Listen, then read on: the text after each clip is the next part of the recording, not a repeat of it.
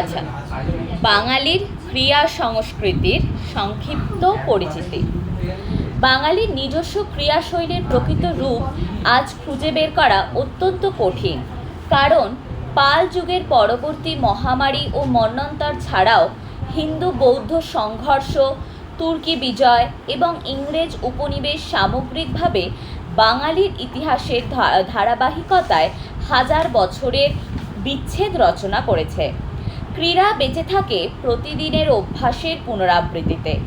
নৈমিত্তিক অভ্যাস ব্যাহত হলে ক্রিয়া সংস্কৃতিতে বিকার আসাটাই স্বাভাবিক। বাঙালির ইতিহাসের সূত্র ছিন্ন বিচ্ছিন্ন হওয়ার কারণেই আজ তার নিজস্ব ক্রিয়া সংস্কৃতির আদি পর্ব তা আর স্বাভাবিক ক্ষেত্রে অর্থাৎ মাঠে ময়দানে খুঁজে পাওয়া যাবে না। তাকে খুঁজতে হবে সাহিত্য, প্রত্নতত্ত্ব, নৃতত্ত্বের সূত্র প্রয়োগ করে। খুঁজতে হবে বিলুপ্ত ঐতিহ্যের অবশেষের রেশ থেকে যাওয়া লোক উৎসবে আচার অনুষ্ঠানের প্রতীকের অন্তর্গত অর্থ বিকলন করে। বাঙালির ইতিহাস গ্রন্থে নিহার রঞ্জন রায় মূলত সাহিত্যের সূত্র ব্যবহার করে বাঙালির আদি ক্রিয়া সংস্কৃতির সংক্ষিপ্ত পরিচয় দিয়েছেন। রাজা মহারাজা, সামন্ত মহাসামন্ত প্রভৃতিদের প্রধান বিহারই ছিল শিকার বা মৃগয়া। আর অন্তজ ও শ্লেচ্ছ শবর, পুলিন্দ, চণ্ডাল, ব্যাদ প্রভৃতি অরণ্যচারী কৌমদের শিকারই ছিল প্রধান উপজীব্য ও বিহার। ইহাদের কিছু কিছু শিকার চিত্র পাহাড়পুর ও ময়নামতির ফলকগুলিতে দেখা যায়। এই ফলকগুলিতেই দেখেছি কুস্তি বা মল্লযুদ্ধ এবং নানা প্রকারের দুঃসাধ্য শারীর ক্রিয়া ছিল নিম্নকোটির লোকেদের অন্যতম বিহার। পবনদূতে নারীদের জলক্রীড়া এবং উদ্যান রচনার উল্লেখ আছে। এই দুইটি বোধহয় ছিল তাহাদের প্রধান শারীরক্রিয়া।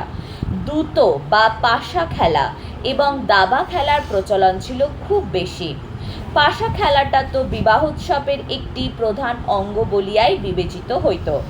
দাবা খেলার প্রচলন যা বাংলাদেশে কবে হইয়াছিল বলা কঠিন, তবে চর্যাগীতিতে ঠাকুর অর্থাৎ রাজা, মন্ত্রী, গজরব এবং বোড়ে এই চারটি ঘুঁটি খেলার দান এবং ছকের 64 কোঠার বা ঘরের উল্লেখ এমন সহজভাবেই পাইতেছি যে মনে হয় দশম একাদশ শতকের আগেই এই খেলা বাংলাদেশে সুপ্রচলিত হইয়া গিয়াছিল। লোকসাহিত্য লোকমানসের সৃষ্টি, তাই স্বাভাবিক কারণেই আবহমান পল্লী বাংলার আবহমান উৎসব পার্বণাদির একটি স্পষ্ট চিত্র আমরা লোকসাহিত্যে পাই। এই সব উৎসব অনুষ্ঠান স্বাভাবিক কারণেই অঞ্চল বিশেষে আবার নতুন লাভ করে। আজ থেকে কয়েক যুগ পূর্বে আমোদ ফুর্তি ও মুক্ত জীবন মানুষকে যথেষ্ট আনন্দ দিত। ফুটবল, ক্রিকেট, ব্যাডমিন্টন এসব খেলা তখনও আসেনি। তখন ছিল হাডুডু, ডাংগুলি, কুস্তি, শরীরচর্চা প্রভৃতি দেশীয় খেলা। যে সমস্ত খেলা প্রচলিত ছিল তাদের মধ্যে গরু মহিষ লড়াই, দড়ি খেলা, জোর বিজোড় খেলা প্রভৃতি উল্লেখযোগ্য। সেকালের মহরম উৎসব এক বিরাট সমারোহ কাণ্ড এবং চিত্ত উন্মাদক বিষয় ছিল।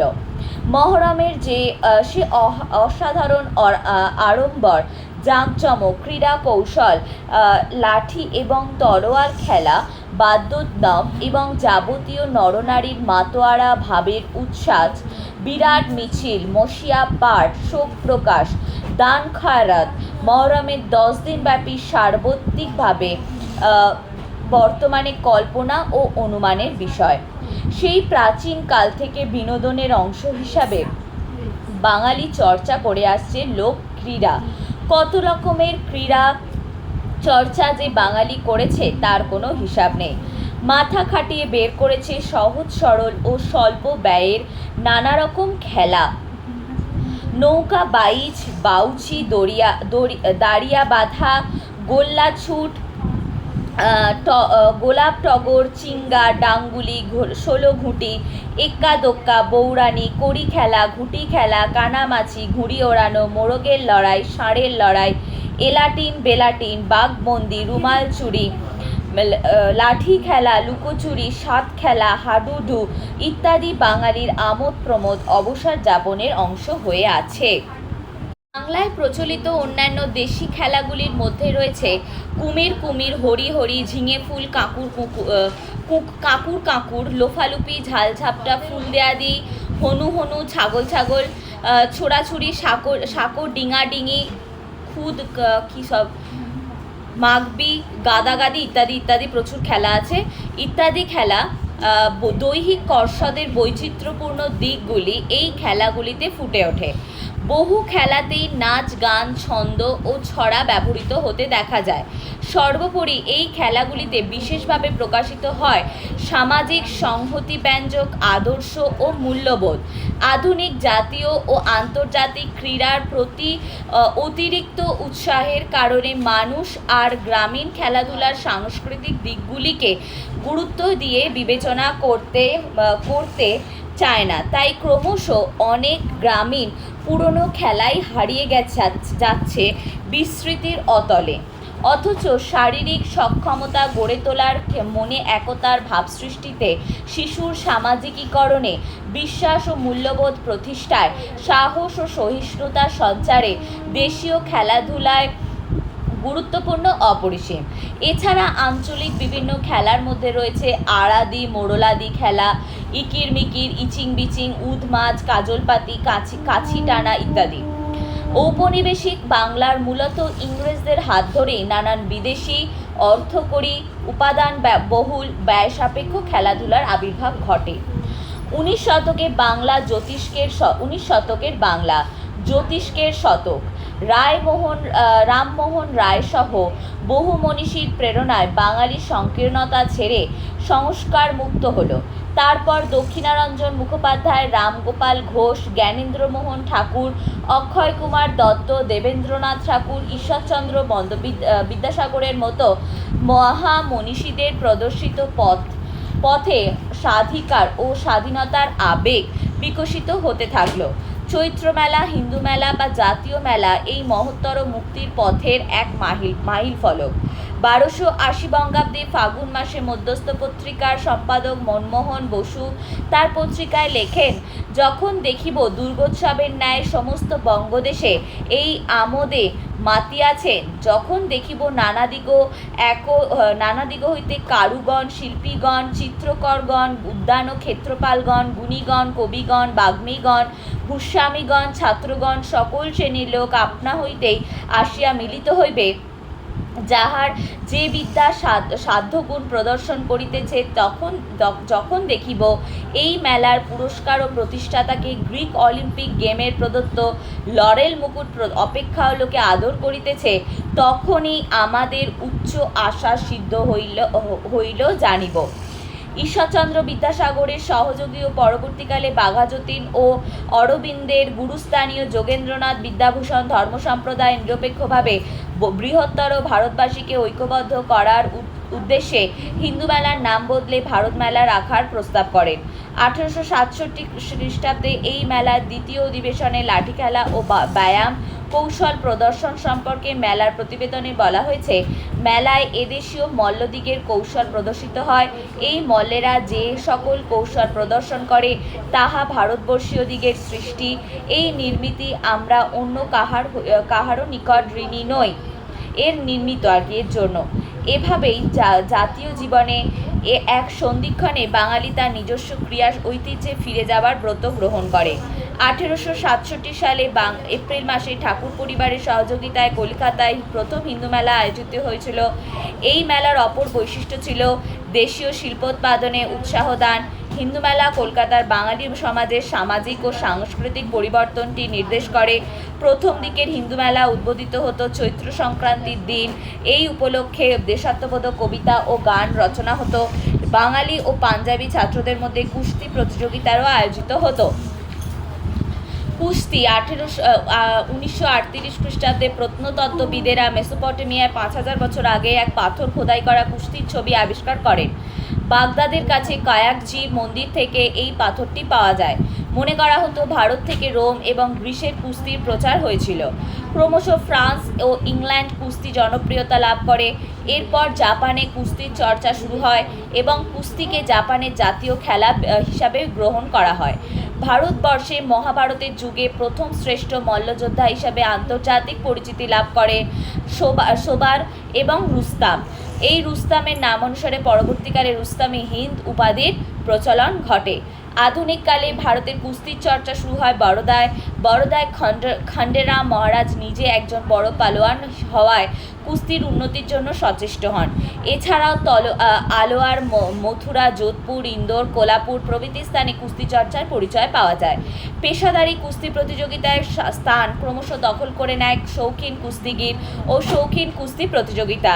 1934 খ্রিস্টাব্দে প্রথম বাংলা ও ভারতের শৌখিন কুস্তি প্রতিযোগিতায় প্রচলিত হয়। 1948 খ্রিস্টাব্দে ভারতীয় কুস্তি ফেডারেশন বা রেসলিং ফেডারেশন অফ ইন্ডিয়া গড়ে ওঠে। 1953 খ্রিস্টাব্দে প্রথম বেসরকারি আন্তর্জাতিক কুস্তি প্রতিযোগিতা অনুষ্ঠিত হয় ভারত ও জাপানের মধ্যে। 1953 সালে অগস্ট মাসে বুখারেস্টে যে বিশ্ব যুব সম্মেলন হয়েছিল, সেখানে ভারতীয় কুস্তিগিরদের একটি দল পাঠানো হয়, যাতে ছিল কেডি যাদব, সূর্যবংশী এবং শ্যামসুন্দর চট্টোপাধ্যায়।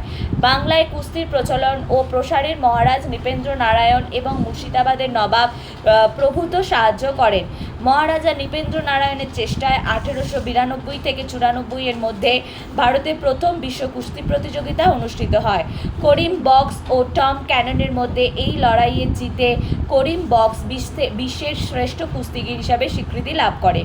মুর্শিদাবাদের নবাব আয়োজিত রহিম পালোয়ান ও বালিওয়ালা গামুর লড়াইতে গামুর জয়লাভ করে। বাংলার কুস্তি প্রবর্তনের ইতিহাসে অম্বিকাচরণ গুহ, জানবাজারের রাজা, ঝামাপুরের মিত্রবাড়ি, পাইকপাড়ার জমিদার এবং ঝাড়গ্রামের রাজার চেষ্টা স্মরণীয় হয়ে আছে। গোবর বাবু বা যতীন্দ্রচরণ গুহ তার জ্যাঠামশাই ক্ষেত্রচরণ গুহ ও পিতা রামচরণ গুহের কাছে শিক্ষা গ্রহণ করে পরে রাহমণি বা কাল্লু পালোয়ানের শিষ্যত্ব নেন এবং কালক্রমে আন্তর্জাতিক সম্মানও পরিচিতি লাভ করেন। রামায়ণ মহাভারতে কুস্তির কাহিনী পরিকীর্ণ হয়ে আছে। ভীম, দুর্যোধন, কৃষ্ণ, বলরাম, সুগ্রীব, বালি, হনুমান, কংস, রাবণ, জরাসন্ধ সকলেই ছিলেন মল্লযুদ্ধে পারদর্শী। গোবর গুহ, গামা পালোয়ান, দারা সিং, কিন্নর সিং, টাইগারজিৎ সিং, রাজীব তমার, ইমাম বক্স পালোয়ার, দাদু চৌঘল, হামিদা পালোয়ান, শামশের সিং, বিশ্বশ্রী, মনতোষ রায়, মিস্টার ইউনিভার্স, মনোহর আইচ, মানিক গুহ ইত্যাদি এদের দেহ সৌষ্ঠব কিংবা মল্লক্রিয়া বা কুষ্টিতে ভারতীয় তথা বাংলার অংশগ্রহণ ও অবদান কম নয়। এরাও একসময় সারা ভারতের তথা বাংলার কুস্তি ছিল বাবু সংস্কৃতির আমোদ প্রমোদ ও বিনোদনের অংশ। স্বাধীনতা সংগ্রামীরা নানা আখড়ায় গিয়ে শরীরচর্চা করতেন, এই তথ্য ইতিহাস সমর্থিত। পুরানো কলকাতায় পাথুরিয়াঘাটার দেওয়ান নন্দলাল ঠাকুরের বাড়ির সামনের দালানেও চলত বালিকাদের মল্লযুদ্ধ।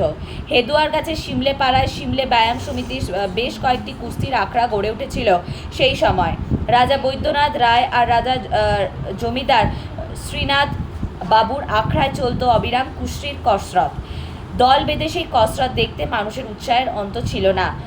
কলকাতা শহরের কুস্তির ইতিহাস আলোকোজ্জ্বল নামগুলির মধ্যে শ্যামাকান্ত নন্দী, স্যান্ডো প্রমুখ।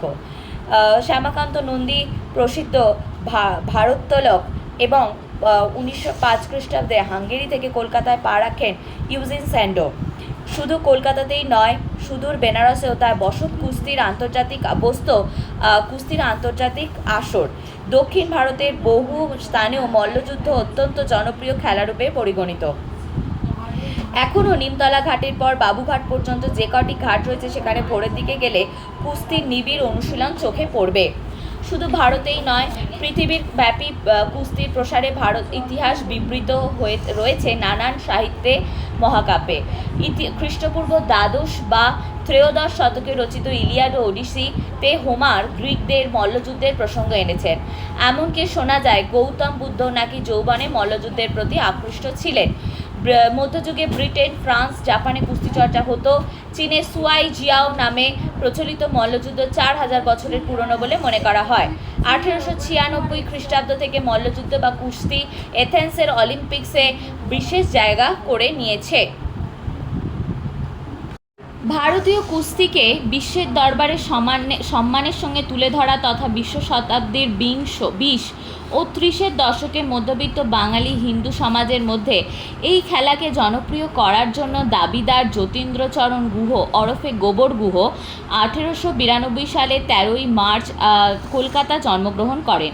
জন্মসূত্রে তিনি ছিলেন এক কুস্তিগীর বংশের সন্তান। কলকাতায় এই গুহ পরিবার ছিল শরীরচর্চা ও শরীরচর্চার পৃষ্ঠপোষকতার জন্য বিখ্যাত। তার পিতামহ অম্বিকাচরণ গুহ বা অম্বুবাবু ছিলেন বঙ্গে আখড়া সংস্কৃতির প্রচলনের প্রতিকৃত। তিনি প্রাথমিকভাবে তার পিতামহের কাছে অনুশীলন শুরু করলেও পরবর্তীকালে তাদেরই আখড়ায় কর্মরত নামকরা কুস্তিগীর খোসলা চৌবে ও রাহুমণি পালোয়ানের নিকট কঠোর অনুশীলন শুরু করেন। পরবর্তীকালে এই গোবর গুহই 1921 সালে প্রথম এশীয় ব্যক্তি হিসাবে মার্কিন যুক্তরাষ্ট্রে অনুষ্ঠিত বিশ্ব লাইট হেভিওয়েট চ্যাম্পিয়নশিপ জেতেন। 1910 সালে লন্ডনে জন বুক সোসাইটির আয়োজিত কুস্তির এক বিশ্ব চ্যাম্পিয়নশিপ প্রতিযোগিতায় ব্রিটিশ ভারতের হয়ে মাত্র 18 বছর বয়সে প্রতিনিধিত্ব করেন তিনি। তার সঙ্গে অবশ্য গামা পালোয়ানও ছিলেন। সেইবারের ইউরোপ যাত্রায় তিনি ইংল্যান্ড, সুইজারল্যান্ড ও ইতালিতে বিভিন্ন কুস্তিগীরদের সঙ্গে লড়েন। 1912 সালে দ্বিতীয়বার ইউরোপে যাত্রাকালে তিনি প্যারিসে একটি কুস্তি প্রতিযোগিতায় বিশ্বের প্রথম কৃষ্ণাঙ্গ হেভিওয়েট চ্যাম্পিয়নের বিরুদ্ধে লড়েন। প্রথম এশীয় হিসাবে বিশ্ব চ্যাম্পিয়নের খেতাব পান। 1929 সালে কলকাতার পার্ক সার্কাস ময়দানে গোবর এবং ছোট গামার মধ্যে এক স্মরণীয় লড়াই হয়। লড়াইয়ে দুই কুস্তিগিরই ভারতীয় কুস্তির সমস্ত কৌশল প্রদর্শন করেন। লড়াই অমীমাংসিতভাবে শেষ হলেও টেকনিক্যাল কারণে ছোট গামাকে জয়ী ঘোষণা করা হয়। 1944 সালে তিনি পেশাদার কুস্তি থেকে অবসর গ্রহণ করেন। তিনি ভারতীয় কুস্তির রীতিতে বহু নতুন প্যাচের উদ্ভাবন করেন। তার উদ্ভাবিত ধোঁকা, টিব্বি, গাধানেক, ঢাং, পাট, ধোবা পাট, কুল্লা প্রভৃতি ভারতীয় কুস্তি রীতিতে সংযোজিত হয়। তার সর্বাধিক প্রচলিত পদ্ধতি হলো রদ্দা। 1883 সালে কলকাতা শহরে ফণীন্দ্রকৃষ্ণ গুপ্তের জন্ম হয়। পিতা গোসাইচাঁদ গুপ্ত বাংলার খ্যাতনামা কবি ঈশ্বরচন্দ্র গুপ্ত তার মাতামহ ছিলেন। হুগলি জেলার বালিতে তাদের পৈতৃক নিবাস ছিল। ফণীন্দ্রকৃষ্ণ স্কুলের পড়া শেষ করে মেট্রোপলিটন কলেজে কিছুকাল পড়েন। তারপর সেখান থেকে সেন্ট্রাল কলেজে ভর্তি হন। কলেজের সাধারণ শিক্ষা শেষ করে তিনি কলকাতা মেডিকেল কলেজ থেকে 1908 সালে ডাক্তারি পরীক্ষা পাশ করেন। শরীর ভালো রাখার জন্য তিনি অম্বুবাবুর আখড়ায় ভর্তি হন। 7 বছর তিনি অম্বুবাবুর আখড়ায় কুস্তি লড়েন। প্রত্যেক দিন ভোরে কুস্তি লড়তেন এবং বিকালবেলায় ডাম্বেল নিয়ে ব্যায়াম করতেন। অম্বুবাবুর মৃত্যুর পর ফণীন্দ্রকৃষ্ণ নিজের বাড়ির কাছে একটা আখড়া খোলেন। এখানে তিনি বাঙালি ও পশ্চিম দেশীয় যুবকদের কুস্তি শেখাতেন। প্রায় 9 বছর তিনি ভারতীয় মেডিকেল সার্ভিসেও কাজ করে অবসর নেন। তিনি ব্যায়াম শিক্ষার মধ্যে দিয়ে চিকিৎসা করে অনেক কঠিন রোগেরও আরোগ্য করেছেন। 1923-24 সালে কলকাতার এক প্রদর্শনীতে যে নিখিল ভারত কুস্তি প্রতিযোগিতা হয় তাতে ফণীন্দ্রকৃষ্ণ ও মুর্শিদাবাদের নবাব সাহেব মধ্যস্থ ছিলেন। তার মৃত্যুতে শরীরচর্চার ক্ষেত্রে এক অপূরণীয় ক্ষতি হয়েছে। লৌহমানব নীলমণি দাস তার ছাত্র, রাষ্ট্রগুরু সুরেন্দ্রনাথ সহোদর জিতেন্দ্রনাথ, স্বামী বিবেকানন্দ এবং তার অন্যতম সহযোগী রাখালচন্দ্র ঘোষ ও অন্যান্য নববাঙালি যুবকদের প্রচেষ্টায় ধীরে ধীরে কুস্তি বাঙালির নবলব্ধ জাতীয় ভাবের অন্যতম অঙ্গ হয়ে ওঠে। 19 শতক থেকে বাংলার নবজাগরণের যে রূপ তার সমাজ, সাহিত্য, চিত্রকলার মতো বিবিধ সাংস্কৃতিক অঙ্গনে প্রত্যক্ষ করা গিয়েছিল। ক্রমশ তা বাংলার খেলার মাঠগুলিকেও স্পর্শ করেছিল। ঔপনিবেশিক বাংলার ফুটবল ও ক্রিকেটের মতো আধুনিক খেলার প্রবর্তন ও প্রসারের মাধ্যমে বাংলায় আধুনিক ক্রীড়া সংস্কৃতির ঐতিহ্যের ঔপনিবেশিক বাংলায় ফুটবল ও ক্রিকেটের মতো আধুনিক খেলার প্রবর্তন ও প্রসারের মাধ্যমে বাংলায় আধুনিক ক্রীড়া সংস্কৃতির ঐতিহ্যের সূত্রপাত ঘটে। বাংলা তথা ভারতবর্ষে ফুটবল খেলার প্রবর্তন হয় ব্রিটিশ সেনাবাহিনী দ্বারা। ইস্ট ইন্ডিয়া কোম্পানির আমলে গঙ্গার ঘাটে নোঙর করা দুটো বিলাতি জাহাজে করে এসেছিল ফুটবল নামের এই আজব খেলা। একদিন সকালবেলায় সোনা রোদে ছড়িয়ে পড়া এক পুরনো কেল্লার মাঠে জাহাজ থেকে ফুটবল নিয়ে নামলো বিলেতি নাবিকেরা। তারা যখন ফুটবল খেলছিল তখন কেল্লার সৈনিকদের চোখ তো ছানা বড়া। এ আবার কি খেলা রে বাবা!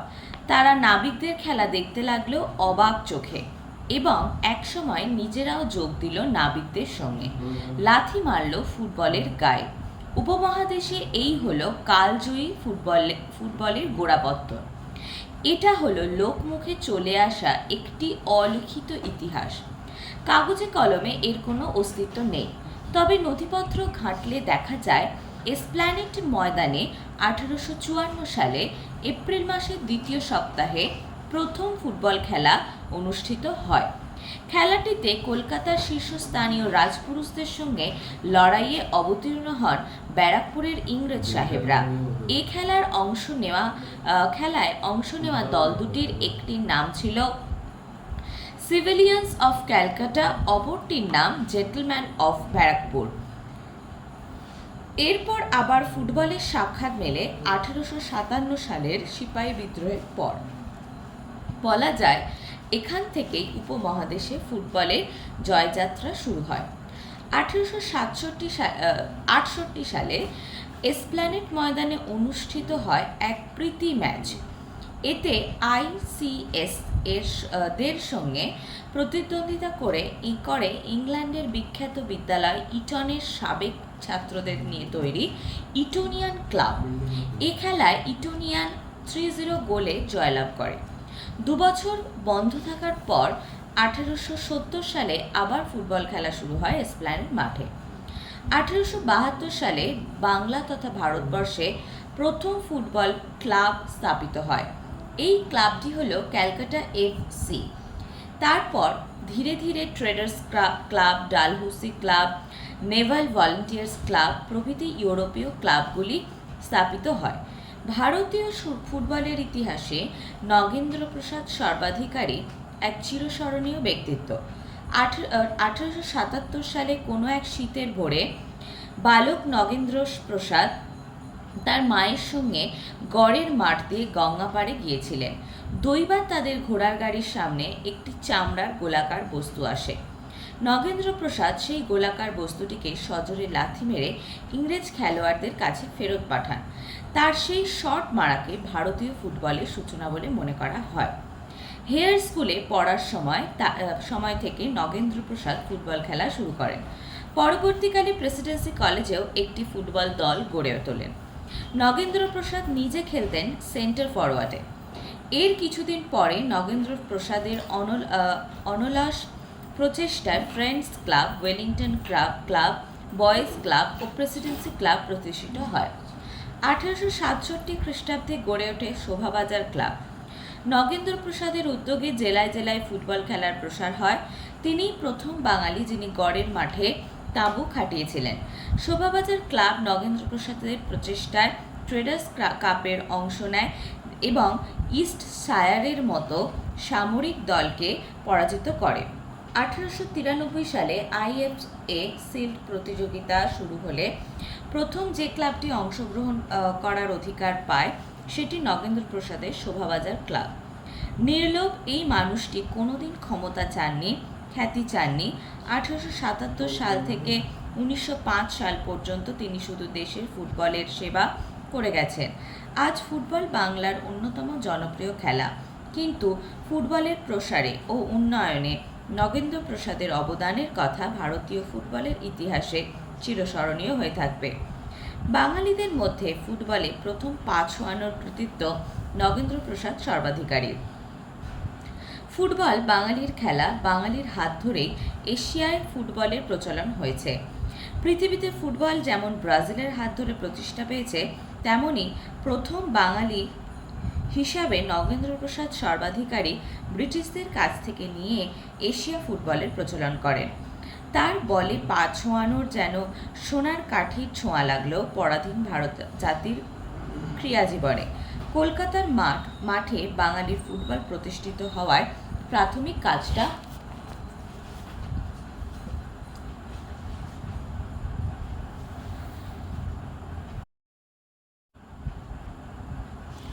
কলকাতার মাঠে বাঙালির ফুটবল প্রতিষ্ঠিত হওয়ার প্রাথমিক কাজটা হয়ে গেল। পরবর্তীকালে বাঙালিদের ফুটবলে দীক্ষা দেওয়ার ক্ষেত্রেও তার অগ্রণী ভূমিকা আছে। তার চেষ্টায় বিভিন্ন শ্রমজীবী শ্রেণীর যুবকেরা অভিজাত ঘরের ছেলেদের সঙ্গে মিলেমিশে শরীরচর্চা করার সুযোগ পান। এই নিয়ে ওয়েলিংটন ক্লাবে আপত্তি ওঠায় তিনি ক্লাব ভেঙে দেন। তার প্রচেষ্টাতে ক্রিকেটে হ্যারিসন শিল্ড প্রতিযোগিতা শুরু হয়েছিল এবং সাহেবদের জন্য প্রতিষ্ঠিত ক্লাবে দেশীয়দের প্রতিযোগিতায় অংশগ্রহণ করার রাস্তা খুলে গিয়েছিল। 1883 খ্রিস্টাব্দে ভারতীয়দের নিয়ে কলকাতায় বার্ষিক ক্রীড়া অনুষ্ঠানের আয়োজন করেন। আইএফএ শিল্ড গঠনে উদ্যোক্তাদের মধ্যে তিনি ছিলেন একমাত্র ভারতীয়। 1892 খ্রিস্টাব্দে শোভাবাজার ক্লাব সমস্ত ইউরোপীয় ক্লাবকে পরাজিত করে ট্রেডস কাপ জয় করে। 1877 থেকে 1902 খ্রিস্টাব্দ পর্যন্ত তিনি 700 বেশি ম্যাচ খেলেছিলেন।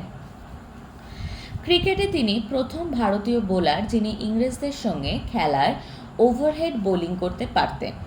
বাঙালি যুবকদের নিয়ে রাগবি দল তিনিই প্রথম তৈরি করেছিলেন, কিন্তু এক দুর্ঘটনার কারণে তিনি ক্লাব থেকে রাগবি খেলা উঠিয়ে দেন।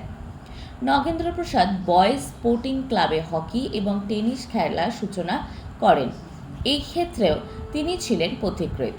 তৎকালীন বাঙালি ফুটবলাররা খালি পায়ে খেললেও তিনি বুট পরে খেলতেন। তিনি বিদেশি খেলার প্রবর্তক হলেও বিভিন্ন দেশীয় খেলাতেও উৎসাহী ছিলেন। দর্শক ও খেলোয়াড়দের কাছে তিনি হুজুর বলে পরিচিত ছিলেন। ফুটবলে বাংলার বিভিন্ন ক্লাব 1885 থেকে 86 সালে গড়ে উঠতে থাকে বাঙালির ফুটবল ক্লাব। 1886 সালে শোভাবাজার রাজপরিবারের উদ্যোগে গঠিত হয় শোভাবাজার ক্লাব, যা বাঙালির প্রথম বাঙালি ক্লাব হিসেবে স্বীকৃত। এরপর জন্ম নেয় কুমোরটুলি ক্লাব। কলেজ ছাত্রদের প্রচেষ্টায় গড়ে ওঠে ওয়েলিংটন ক্লাব। পরে এই ক্লাবের সদস্যদের একটা অংশ অভ্যন্তরীণ কুন্দলের জোরে বিভক্ত হয়ে গড়ে তোলে টাউন ক্লাব। এ সময় দক্ষিণ কলকাতায় প্রতিষ্ঠিত হয় ন্যাশনাল ক্লাব। দিন বদলের সঙ্গে সঙ্গে ফুটবলের রং ছড়িয়ে পড়তে লাগলো উপমহাদেশের মানুষের অন্তরে। ফুটবল খেলতে নেমে অন্যরকম একটা আনন্দ আর মজা পাওয়ার কারণে খেলাটির জনপ্রিয়তা দ্রুত বাড়তে থাকে, ঘটতে থাকে এর প্রসার। আর কলকাতায় ফুটবলের প্রসারে আরও বেশি উৎসাহী হয়ে ওঠে ইংরেজ বণিকরা। 1889-এ গঠিত হয় মোহনবাগান ক্লাব এবং 1892-এ জন্ম নেয় মোহামেডান স্পোর্টিং ক্লাব। 1893 সালে গঠন করা হয় ইন্ডিয়ান ফুটবল অ্যাসোসিয়েশন আইএফএ। এই সংস্থা গঠনের জন্য যে বৈঠক হয় তাতে বাঙালিদের মধ্যে উপস্থিত ছিলেন শোভাবাজার ক্লাবের নগেন্দ্রপ্রসাদ সর্বাধিকারী। সে বছরই শোভাবাজার ক্লাবের উদ্যোগে প্রবর্তন করা হয় আইএফএ শিল্ড ফুটবল। আইএফএ শিল্ডের সাফল্যে 1898 সালে শুরু হয় কলকাতা ফুটবল লীগ। আধুনিক ফুটবলের সূতিকাগার ইংল্যান্ড। ফুটবলে তার চেয়ে বাঙালিরা মোটেও পিছিয়ে ছিল না। 1871 সালে ইংল্যান্ডের প্রথম ফুটবল প্রতিযোগিতা এফএ ক্লাব এবং 1888 সালে ইংল্যান্ডে ফুটবল লীগ শুরু হয়। তার সঙ্গে আইএফএ শিল্ড এবং কলকাতা ফুটবল লীগের ব্যবধান খুব বেশি নয়। মোহনবাগান ক্লাব 1911 সালে আইএফএ শিল্ড জয় করে। এটা ছিল বাঙালির ফুটবল ইতিহাসে যুগান্তকারী ঘটনা। এই বিজয় নিছক ফুটবল মাঠের একটি সাফল্য ছিল না। মোহনবাগান ক্লাবের ওই জয় ছিল ব্রিটিশ সাম্রাজ্যের বিরুদ্ধে বাঙালির নৈতিক জয়। এই জয় ভারতের জাতীয়তা আন্দোলনে এক নতুন মাত্রা যোগ করেছিল। মোহনবাগানের অসাধারণ এই কৃতিত্ব ফুটবল জগৎকে উজ্জীবিত করে তোলে। 1811 সাল থেকে পূর্ব বাংলার ফুটবল খেলোয়াড়দের সাফল্যের ধারাবাহিকতায় 1920 সালে কলকাতায় জন্ম নেয় ইস্ট বেঙ্গল ক্লাব। সে সময় এই ক্লাবের অধিকাংশ খেলোয়াড়ই আসতেন পূর্ব বাংলা থেকে। বাংলার হয়ে খেলেছেন এমন কয়েকজন স্বনামধন্য ফুটবলার গোল রক্ষক পিটার থঙ্গরাজ, প্রদত্ত বর্মন, তরুণ বোস, ভাস্কর গাঙ্গুলি, শিবাজি ব্যানার্জি, অতনু ভট্টাচার্য, দেবাশিস মুখোপাধ্যায় প্রমুখ। রক্ষণ গোষ্ঠপাল, শৈলেন মান্না, চন্দ্রশেখর, জার্নেল সিং, ত্রিলোক সিং, অরুণ ঘোষ, আফজল, সুব্রত ভট্টাচার্য, মনোরঞ্জন ভট্টাচার্য, অলোক মুখোপাধ্যায় প্রমুখ। মাঝমাঠ রাম বাহাদুর, প্রশান্ত সিংহ, বাঘা সোম, অসীম সোম প্রমুখ। আক্রমণ চুনি গোস্বামী, পি.কে. ব্যানার্জি, তুলসীরাম বলরাম ইত্যাদি। প্রশিক্ষক প্রদীপ বন্দ্যোপাধ্যায়, অমল দত্ত, সৈয়দ নঈমুদ্দিন প্রমুখ। ক্রিকেট যতদূর জানা যায় ইংল্যান্ডেই প্রথম ক্রিকেট খেলা শুরু হয়েছিল। মতান্তরে ফ্রান্সের ক্রিকেট খেলা অথবা ইংল্যান্ডের প্রাচীন ক্লাব বল খেলা থেকে ক্রিকেট খেলার জন্ম হয়েছে। 1550 খ্রিস্টাব্দ থেকে ইংল্যান্ডে এই খেলা প্রবল জনপ্রিয়তা লাভ করে। 1775 খ্রিস্টাব্দ থেকে আধুনিক রূপে যেভাবে ক্রিকেট খেলতে দেখি সেই পদ্ধতির প্রচলন হয়। 1877 খ্রিস্টাব্দে 15-17 মার্চ অস্ট্রেলিয়ার মেলবোর্নে অস্ট্রেলিয়া ও ইংল্যান্ডের মধ্যে অনুষ্ঠিত খেলাটিকে বিশ্বের প্রথম টেস্ট ম্যাচের মর্যাদা দেওয়া হয়। ভারতে ক্রিকেট খেলার শুরু 1751 খ্রিস্টাব্দে ইংরেজ সৈনিক বনাম ভারতে নিযুক্ত অন্যান্য ইংরেজ কর্মচারীদের খেলা নিয়ে। 1792 খ্রিস্টাব্দে প্রতিষ্ঠিত হয় ক্যালকাটা ক্রিকেট ক্লাব। পরের বছরে ক্যালকাটা টিমের সঙ্গে gentleman of Barrackpore and Dum Dum টিমের খেলার মধ্যে দিয়ে বাঙালিরাও ক্রিকেট খেলায় অংশগ্রহণ করতে শুরু করে। 1896 সালে প্রতিষ্ঠিত স্পোর্টিং ইউনিয়ন ক্লাবই ছিল একটা সময় বাংলা ক্রিকেটের ধাত্রীগৃহ, যেখানে খেলেছেন পঙ্কজ রায়, অম্বর রায় থেকে শুরু করে দিলীপ দোষী, সুব্রত গুহ প্রমুখ। খেলে গিয়েছেন প্রণব রায়, রাজা ভেঙ্কট, রণদেব বসুরা। কোচবিহার রাজবংশ বহুমুখী কর্মকাণ্ডে লিপ্ত ছিল। শিকার, খেলাধুলা, ভাষা সাহিত্য চর্চা, ধর্ম সংস্কার, গ্রন্থাগার আন্দোলনের পুরোধা ছিল এই রাজবংশ। রাজকুমার হিতেন্দ্র নারায়ণ ছিলেন প্রথম বাঙালি ক্রিকেটার যিনি ইংল্যান্ডের কাউন্টি ক্রিকেটে 1911 ও 1912-তে অংশ নিয়েছিলেন। শারদারঞ্জন চৌধুরী চলচ্চিত্রকার সত্যজিৎ রায়ের পিতামহ। জন্ম তার কিশোরগঞ্জের মসুয়া গ্রামে বিখ্যাত রায়চৌধুরী পরিবারে। তিনি বাংলা ক্রিকেটের জনক রূপে পরিচিত। ঝোড়ো ব্যাটিংয়ের কারণে তাকে বলা হতো বাঙালি W.G. গ্রেস, কিংবদন্তি ব্রিটিশ ক্রিকেটার। সে সময় ক্রিকেট খেলত ইংরেজরাই। ক্যালকাটা ক্রিকেট ক্লাব ছিল সবচেয়ে প্রভাবশালী দল। রায়চৌধুরীরা 5 ভাই মিলে গড়ে তুলেছিলেন ঢাকা কলেজ ক্রিকেট ক্লাব। পরে টাউন ক্লাবও গড়ে তোলেন কলকাতায়। 2 দলেরই ক্যাপ্টেন শারদারঞ্জন। 2টি দলই নিয়মিত সাহেবদের দলের বিরুদ্ধে খেলত। বাংলার জেলাভিত্তিক ক্রিকেট দল গড়ে তুলে তারা আন্তঃজেলা টুর্নামেন্টের আয়োজন করতে থাকেন। ক্রিকেটের নিয়মকানুন নিয়ে প্রথম বাংলা বই ক্রিকেট খেলা লিখেছেন শারদারঞ্জনী। ইতিহাসবিদ মুনতাসির মামুনের মতে ঢাকা ক্রিকেট জোরদার হয় ঢাকা কলেজ ক্লাব গড়ে ওঠার পর। ছাত্র শিক্ষকেরা মিলে এটি গঠন করেন আনুমানিক 1880-র দশকে। অখণ্ড বঙ্গের প্রথম ক্রিকেট ক্লাব হিসাবে সেটা খ্যাতি অর্জন করে। 1830 সালে কলকাতার ইডেন গার্ডেনে ক্যালকাটা প্রেসিডেন্সি ক্লাবের সঙ্গে এক খেলায় ঢাকা কলেজ জয়লাভ করে। নেতৃত্বে ছিলেন শারদারঞ্জন রায়চৌধুরী। যখন ছোট ছিলাম বইয়ে সত্যজিৎ রায় লিখেছেন, ঠাকুরদার 5 ভাইয়ের মধ্যে 2 ভাই ছাড়া সবাই ব্রাহ্ম হয়েছিলেন। সারদা ও মুক্তিদা হিন্দু ধর্মে থেকে গেলেন। এই 2 ভাই খেলাধুলা করতেন। ক্রিকেট শুরু করেন সারদা, তারপর সেটা রায় পরিবারে হিন্দু ব্রাহ্ম সব দিক ছড়িয়ে পড়ে। এই কথাটি যেন অক্ষরে অক্ষরে সত্য। নিজেদের নেশা পরিবারে আটকে না থেকে ছড়িয়ে গেছে সারা দেশে। সত্যজিৎ রায় বাংলা চলচ্চিত্রকে পৌঁছে দিয়েছেন বিশ্বস্তরে, আর সাহেবদের হাত থেকে বাংলার ক্রিকেট যাত্রা শুরু করেন গণিতের অধ্যাপক শারদারঞ্জন রায়। কয়েকজন সেরা বাঙালি ক্রিকেটার। S.N. ব্যানার্জি 1911 খ্রিস্টাব্দে 3রা অক্টোবর জন্মগ্রহণ করেন। ইনি ছিলেন ডানহাতি ফাস্ট বোলার এবং আক্রমণাত্মক ব্যাটসম্যান। অসাধারণ বোলিংয়ের প্রতিভার অধিকারী হয়েও 1936 ও 1946 খ্রিস্টাব্দে সালে ভারতীয় দলের পক্ষে ইংল্যান্ড সফর করে একটি টেস্ট খেলারও সুযোগ পাননি। 1948-এ ওয়েস্ট ইন্ডিজের বিরুদ্ধে শেষ টেস্ট খেলার সুযোগ পান এবং 2 ইনিংসে 127 রানের বিনিময়ে 2 উইকেট লাভ করেন। রঞ্জি ট্রফিতে 4 উইকেট লাভ করেন। রঞ্জি ট্রফিতে প্রথম খেলেন 1935-36 সালে বাংলার হয়ে মধ্য ভারতের বিরুদ্ধে। 1937-38 ও 1941-42 সালে নবগড়ের খেলোয়াড় ছিলেন। রঞ্জিতে তার সেরা বোলিং মহারাষ্ট্রের বিরুদ্ধে 25 রানের 8 উইকেট 1941 সালে নবনগরের পক্ষে। জীবনের সেরা ব্যাটিং ইংল্যান্ডে 1846 সালে সারে দলের বিরুদ্ধে 121 রান। এ খেলার দশম উইকেটে সারভাতে ও সুটে ব্যানার্জি 249 রান করেছিলেন। C.S. নাইডু ছিলেন ডানহাতি ব্যাটসম্যান ও বোলার।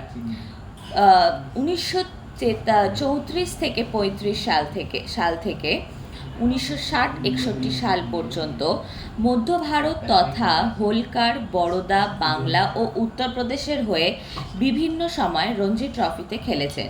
মন্টু ব্যানার্জি ছিলেন ডানহাতি মিডিয়াম ফাস্ট বোলার। 1939 খ্রিস্টাব্দে রঞ্জি ট্রফিতে প্রথম খেলেন। প্রথম জীবনে বিহারের পক্ষে খেললেও খেলোয়াড় জীবনের অন্তিম পর্বে বাংলা দলের অপরিহার্য খেলোয়াড় ছিলেন। জীবনে একটিমাত্র টেস্ট খেলেন 1948 সালে। ওয়েস্ট ইন্ডিজের বিরুদ্ধে কলকাতায় নীরজ চন্দ্র চৌধুরী বাংলা দলের অন্যতম সদস্য ছিলেন। প্রথম শ্রেণীর খেলায় আসেন 1941-42 সালে। এই মিডিয়াম প্রেসার কিছুদিন বিহার দলেও খেলেন। এরপর তিনি মার্চেন্ট, মুস্তাক ও অমরনাথকে পরস্পর 3 বলে আউট করে হ্যাট্রিক করেন। 2টি টেস্ট ম্যাচে অংশ নেয় 1948 সালে ওয়েস্ট ইন্ডিজের বিরুদ্ধে এবং 1951 ইংল্যান্ডের বিরুদ্ধে। পঙ্কজ রায় ছিলেন প্রখ্যাত বাঙালি ডানহাতি ব্যাটসম্যান। তিনি দীর্ঘদিন টেস্ট ক্রিকেটের সঙ্গে যুক্ত ছিলেন। 1946-47 সালে প্রথম শ্রেণীর ক্রিকেটে আসেন। এ খেলায় উত্তরপ্রদেশের বিরুদ্ধে অপরাজিত 100 রান করে ক্রিকেটে তার স্থায়ী আসন করে নেন। রঞ্জি ট্রফির ইতিহাসে দ্বিতীয় ব্যক্তি হিসাবে 100 রান করায় গৌরব তার প্রাপ্য। তিনি 21টি 100 রান করেন। দুবার একই খেলায় 2 ইনিংসে 100 রান করেন। রঞ্জিতে দুবার এক মরশুমে 600-র বেশি রান করেন। 1962-63 সালে গিলক্রিস্টের ভয়াবহ বোলিংয়ের বিরুদ্ধে 2 ইনিংসে 2টি 100 রান তার খেলোয়াড় জীবনের অন্যতম সেরা কৃতিত্ব। 1951-52 সালে তিনি প্রথম টেস্ট খেলার সুযোগ লাভ করেন। জীবনের দ্বিতীয় টেস্টে তিনি 100 রান করেন। পঞ্চম টেস্টে তার 100 রানের সুবাদে ভারত প্রথম ইংল্যান্ডের বিরুদ্ধে জয়লাভ করে। 1953 সালে ওয়েস্ট ইন্ডিজ সফরে গিয়ে নিজের যোগ্যতা প্রমাণ দেন। 1955 সালে নিউজিল্যান্ডের বিরুদ্ধে মানকার রায়ের প্রথম উইকেট জুটির 413 রান স্মরণীয় হয়ে আছে। এক্ষেত্রে তার ব্যক্তিগত অবদান 173 রান। ওয়েস্ট ইন্ডিজ ছাড়া অন্য সব দেশের বিরুদ্ধে ভারতের প্রথম জয়ের কৃতিত্ব তার অংশ ছিল। 1959 সালে অস্ট্রেলিয়া দলের বিরুদ্ধে জয়ী ভারতীয় দলেরও তিনি সদস্য ছিলেন। মোট 43টি টেস্ট ম্যাচ খেলেছিলেন তিনি। 1959 সালে লর্ডসে ইংল্যান্ডের বিরুদ্ধে ভারতীয় দলের অধিনায়কত্ব করেন পঙ্কজ রায়। প্রবীর সেন পঙ্কজ রায়ের পর টেস্ট খেলার আসরে কিছুদিনের জন্য স্থান করে নিয়েছিলেন। বাংলা দলের হয়ে প্রবীর সেন 1943-44 সালে প্রথম শ্রেণীর খেলা শুরু করেন। ডানহাতি ব্যাটসম্যান ও উইকেট রক্ষক প্রবীর সেন বিহার দলের বিরুদ্ধে তার সর্বোচ্চ রান করেন। 1952-53 সালে বাংলা দলের অধিনায়ক হিসাবে রঞ্জির ফাইনালে হোলকার দলের বিরুদ্ধে অসাধারণভাবে খেলা পরিচালনা করেন। মোট 14টি টেস্ট খেলেছিলেন। অস্ট্রেলিয়ার বিরুদ্ধে 3টি, ওয়েস্ট ইন্ডিজের বিরুদ্ধে 5টি, ইংল্যান্ডের বিরুদ্ধে 4টি এবং পাকিস্তানের বিরুদ্ধে 2টি। এছাড়া তিনি 11 জনকে স্টাম্প আউট করেন। ডন ব্র্যাডম্যানের মতো কালজয়ী ক্রিকেটারও উইকেট রক্ষক প্রবীর সেনের প্রশংসা করেন। শ্যামসুন্দর মিত্র ডানহাতি ব্যাটসম্যান ও মিডিয়াম প্রেসার হিসাবে বাংলা ক্রিকেটে আবির্ভূত হন। 1958 থেকে 1972 সাল পর্যন্ত বাংলার প্রথম শ্রেণীর ঘরোয়া ক্রিকেটে মোট 59 ম্যাচে 3058 রান করার পাশাপাশি মোট 15টি উইকেট নেন। 155 তার সর্বোচ্চ রান। অলরাউন্ডার হিসাবে শ্যামসুন্দর মিত্র বাংলা ক্রিকেটে চিরস্মরণীয় হয়ে থাকবেন। অম্বর রায় ছিলেন বাংলা দলের বাঁহাতি ব্যাটসম্যান। পঙ্কজ রায়ের ভাইপো অম্বর রায় 4টি টেস্ট ম্যাচে অংশ নেন, 2টি নিউজিল্যান্ড ও 2টি অস্ট্রেলিয়ার বিরুদ্ধে। সুব্রত গুপ্ত বহুবার বাংলা দলের হয়ে রঞ্জিতে খেলেছেন। ডানহাতি এই মিডিয়াম ফাস্ট বোলার ইংল্যান্ড ও অস্ট্রেলিয়ার বিরুদ্ধে 1967 ও 1969 খ্রিস্টাব্দে 4টি টেস্ট ম্যাচে অংশ নেন। বাংলার আরেক দিকপাল ক্রিকেটার কার্তিক বসু বাংলার ঘরোয়া ক্রিকেটে ডানহাতি ব্যাটসম্যান হিসেবে 44টি ম্যাচে 1659 রান করেন। 107 রান তার জীবনের সর্বোচ্চ রান। পরবর্তীকালে ক্রিকেট ধারাভাষ্যকার হিসাবে বাংলা ঘরে ঘরে তার নাম ছড়িয়ে পড়ে, মানে কমেন্টেটর আর কি। বললে কেন দিদি, ওদেরকে জিজ্ঞাসা করতাম। ডানহাতি ব্যাটসম্যান গোপাল বসু ছিলেন লম্বা ইনিংস খেলার এক অসাধারণ ক্রিকেটার। বাংলার এই দিকপাল ক্রিকেটার ভারতের হয়ে শ্রীলঙ্কার বিরুদ্ধে সুনীল গাভাস্করের সঙ্গে জুটি বেঁধে 184 রানের পার্টনারশিপ করেন। তার ক্রিকেটীয় বুদ্ধি ও বাগ্মিতা পরবর্তী প্রজন্মকে ক্রিকেট খেলার প্রতি আগ্রহী ও পারদর্শী করে তুলেছে। সৌরভ গঙ্গোপাধ্যায় ভারতীয় জাতীয় ক্রিকেট দলের প্রাক্তন অধিনায়ক। বাঁহাতি ক্রিকেটার সৌরভ গঙ্গোপাধ্যায় অদ্যাবধি ভারতের সফলতম টেস্ট অধিনায়ক বিবেচিত হন। তার অধিনায়কত্বে ভারত 49টি টেস্ট ম্যাচের মধ্যে 21টি ম্যাচে জয়লাভ করে। 2003 সালে ক্রিকেট বিশ্বকাপে তার অধিনায়কত্বেই ভারত ফাইনালে পৌঁছে যায়। সৌরভ গঙ্গোপাধ্যায় কেবল একজন আগ্রাসী মনোভাবাপন্ন অধিনায়ক ছিলেন না, তার অধীনে যে সকল তরুণ ক্রিকেটাররা খেলতেন তাদের কেরিয়ারের উন্নতিকল্পেও তিনি প্রভূত সহায়তা করতেন। একদিনের আন্তর্জাতিক ক্রিকেটেও সৌরভ গঙ্গোপাধ্যায় বিশেষ খ্যাতিসম্পন্ন ক্রিকেটার। একদিনের ক্রিকেটে তার মোট রান সংখ্যা 11,000-এরও বেশি। ফুটবল খেলা দিয়ে জীবন শুরু করলেও পরবর্তীকালে ক্রিকেটার হিসাবে জনপ্রিয়তার শিখরে অবতীর্ণ হন সৌরভ গঙ্গোপাধ্যায়। 1989 সালে বাংলার হয়ে প্রথম শ্রেণীর ক্রিকেটে হাতেখড়ি, তারপর নানান উত্থান পতনের মধ্যে দিয়ে অদম্য লড়াকু মানসিকতায় সৌরভ 113টি টেস্ট ম্যাচ, 311টি একদিনের আন্তর্জাতিক ম্যাচ এবং 254টি প্রথম শ্রেণীর ম্যাচ খেলেন। ভারতীয় ক্রিকেটের দুঃসময়ে সৌরভ ভারতীয় দলের হাল ধরে ভারতবর্ষকে বিশ্বের ক্রিকেট মানচিত্রে অন্যতম সেরা আসনে বসান। টেস্টে মোট 7,212 রান, একদিনের আন্তর্জাতিক ম্যাচে 11,363 রান এবং প্রথম শ্রেণীর ক্রিকেটে 15,687 রান তার বিশেষ কৃতিত্বের পরিচায়ক। বাংলা ক্রিকেটকে জনপ্রিয় করে পরবর্তী প্রজন্মের কাছে রোল মডেল হয়ে উঠেছেন সৌরভ গঙ্গোপাধ্যায়। বোলার হিসাবে তিনি 32টি টেস্ট উইকেট ও একদিনের আন্তর্জাতিক ম্যাচে 100টি উইকেট দখল করেন। 1998 খ্রিস্টাব্দে তিনি ভারত সরকার প্রদত্ত অর্জুন পুরস্কার লাভ করেন। 2004 খ্রিস্টাব্দে তাকে পদ্মশ্রী সম্মাননা প্রদান করা হয়। এছাড়াও বাংলা ক্রিকেটের স্বনামধন্য খেলোয়াড় হলেন পুটু চৌধুরী, নির্মল চট্টোপাধ্যায়, কমল ভট্টাচার্য, চুনি গোস্বামী, দিলীপ যোশী, প্রণব রায়, অরুণ রাল, সম্বরণ বন্দ্যোপাধ্যায়, সাবা করিম, দেবাং গান্ধী, দীপ দাশগুপ্ত প্রমুখ। বাংলা মহিলা ক্রিকেটারের মধ্যে কুন্তলা ঘোষ দস্তিদার, ঝুলন গোস্বামী প্রমুখের নাম উল্লেখযোগ্য। ঝুলন গোস্বামী 2007 খ্রিস্টাব্দে আইসিসির সেরা মহিলা খেলোয়াড় হিসেবে নির্বাচিত হন।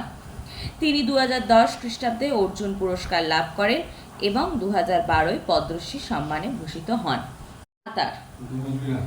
প্রাতিষ্ঠানিক উদ্যোগে ভারতবর্ষে 1913 খ্রিস্টাব্দে সাঁতারের প্রশিক্ষণ শুরু হয়। YMCA-র একদল ছাত্র বিশ্ববিদ্যালয়ের পরীক্ষার পর বোটানিক্যাল গার্ডেন থেকে বনভোজন করে ফেরার পথে নৌকাডুবির কবলে পড়েন। এই ঘটনায় অব্যাহতি পরেই রায়বাহাদুর হরিধন দত্ত, তুলসীচরণ রায় এবং কর্পোরেশনের চেয়ারম্যান SL ম্যাডাকের উদ্যোগে উক্ত বছরেই কলেজ স্কোয়ারে প্রথম সুইমিং ক্লাব প্রতিষ্ঠিত হয়। কলকাতার ওয়েলেসলি স্কোয়ারে 1920 খ্রিস্টাব্দে প্রথম আন্তঃপ্রাদেশিক সাঁতার প্রতিযোগিতা শুরু হয়। 1948 খ্রিস্টাব্দে গঠিত হয় সুইমিং ফেডারেশন অফ ইন্ডিয়া। এর প্রায় 20 বছর আগে অবশ্য প্রথম ভারতীয় সাঁতারু হিসাবে কলকাতার ডিডি মুলজি আমস্টারডাম অলিম্পিক অংশগ্রহণ করেন। প্রতিযোগিতামূলক সাঁতারের সূত্রপাত হয় লন্ডনে 1837 সালে। 1875 খ্রিস্টাব্দে 24 ও 25 অগস্ট ক্যাপ্টেন মাথু ওয়েব বুক সাঁতার দিয়ে প্রথম ইংলিশ চ্যানেল পার হয়। ইংল্যান্ডের ডোভার থেকে সাঁতার শুরু করে ফ্রান্সের কেপ ব্রিজ বেস পর্যন্ত 19 মাইল দূরত্ব তিনি অতিক্রম করেন। 1908 খ্রিস্টাব্দে আন্তর্জাতিক সুইমিং ফেডারেশন গঠিত হয়। অবশ্য অলিম্পিক প্রতিযোগিতায় এর আগে থেকেই পুরুষদের অংশগ্রহণ শুরু হয়। 1912 খ্রিস্টাব্দ থেকে অলিম্পিকে মহিলাদের জন্য সাঁতার প্রতিযোগিতা আয়োজিত হতে থাকে। প্রখ্যাত বাঙালি মহিলা সাঁতারুদের মধ্যে রয়েছেন আরতি সাহা, বুলা চৌধুরী প্রমুখ। প্রথম বাঙালি সাঁতারু মিহির সেন 1930 সালে পুরুলিয়ায় জন্মগ্রহণ করেন। অল্প বয়সে মিহির সেনের পরিবার উড়িষ্যার কটকে চলে যান। আইন পাশ করে 1950 সালে তিনি ইংল্যান্ডের উদ্দেশ্যে পাড়ি দেন। একটি দৈনিকে এক মার্কিন মহিলার ইংলিশ চ্যানেল অতিক্রম করার খবর পড়ে তার নিজের দেশের জন্য ওই সম্মানের অধিকারী হওয়ার আকাঙ্ক্ষা জেগে ওঠে। YMCA-তে সাঁতার শিখে ইংলিশ চ্যানেল সাঁতার কেটে অতিক্রম করার পরিকল্পনা করেন। বেশ কয়েকটি প্রয়াস ব্যর্থ হওয়ার পর 1958 সালের 27 সেপ্টেম্বর প্রথম ভারতীয় হিসাবে ইংলিশ চ্যানেল পার করেন। দেশে ফিরলে 1959 খ্রিস্টাব্দে তাকে পদ্মশ্রী সম্মানে ভূষিত করা হয়। একই বছরে 5টি মহাদেশের সঙ্গে যুক্ত মহাসাগরে সাঁতার কাটার বিরল খ্যাতি অর্জন করেন মিহির সেন। বাংলার মহিলারাও ক্রীড়া জগতে নিজেদের সুপ্রতিষ্ঠিত করেছেন। ইংলিশ চ্যানেল বিজয়িনী আরতি সাহা তাদের মধ্যে অগ্রণী। শৈশবেই কাকা বিশ্বনাথ সাহার কাছে সাঁতার শেখেন। আরতির স্বাভাবিক দক্ষতা দেখে তিনি তাকে নিয়ে যান হাটখোলা ক্লাবে। সেখানে শচীন নাগ ও বিজিতেন্দ্রনাথ বসুর প্রশিক্ষণে তার দ্রুত উন্নতি হতে থাকে।